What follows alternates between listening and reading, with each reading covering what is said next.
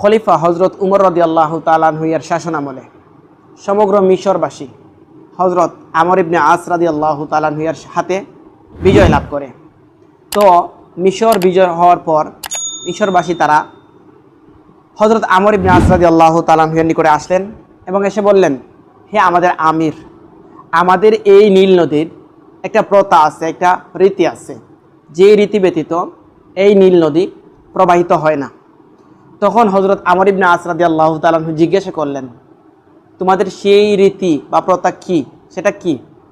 তখন তারা বলল, যখন বুনা মাসের 12 তারিখ আসে তখন আমরা এমন একজন মেয়েকে বাছাই করি যে মেয়েটা পিতামাতার প্রথম কন্যা সন্তান। তো ওই পিতামাতাকে আমরা টাকা পয়সা দিয়ে সন্তুষ্ট করার চেষ্টা করি, আর ওই মেয়েকে দামি অলংকার সাজসজ্জা করে নীল নদে নিক্ষেপ করি। হজরত আমর ইবনে আস রাদিয়াল্লাহু তাআলা আনহু শুনে বললেন, ইন্না হাযা লা ইয়াকুনু ফিল ইসলাম, নিশ্চয়ই এটা ইসলাম ধর্মে হতে পারে না। কেননা আল ইসলামু ইয়াহদিমু মা কাবলাহু, ইসলাম তার পূর্ববর্তী কুসংস্কারকে দূর করে দেয়।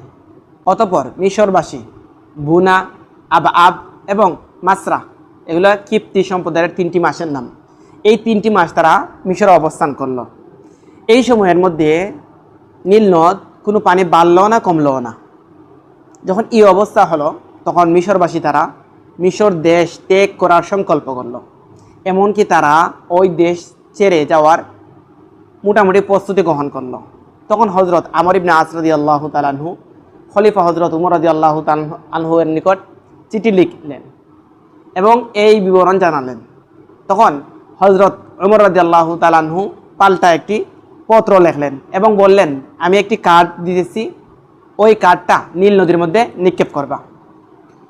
হজরত আমর ইবনে আস রাদিয়াল্লাহু তাআলা আনহু কাগজটি খুলেই দেখলেন তাতে লেখা আছে, মিন আবদুল্লাহ ইবনে উমর আমিরুল মুমিনিন ইলা নীল মিসর, আম্মা বাদ ফাইন কুনতে ইন্নামা তাজরি মিন কিবালিকে ফালা তাজরি, ওয়া ইন কানাল্লাহুল ওয়াহিদুল কাহার হুয়াল্লাযী ইউজরিকি ফানাসআলুল্লাহুল ওয়াহিদুল কাহার আন্নাহু ইউজরিকি।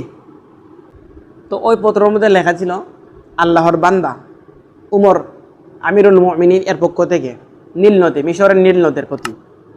অতঃপর হে নীল নদ, যদি তুমি তোমার নিজের পক্ষ থেকে প্রবাহিত হয়ে থাকো তাহলে প্রবাহিত হওয়ার প্রয়োজন নেই, আর যদি তোমাকে মহান আল্লাহ সুবহানাহু ওয়া তাআলা প্রবাহিত করে থাকেন তাহলে আমরা আল্লাহ তাআলার কাছে দোয়া করি যেন তোমাকে আবার প্রবাহিত করেন। হজরত আমর ইবনে আস রাদিয়াল্লাহু তাআলা আনহু ওই কাগজটি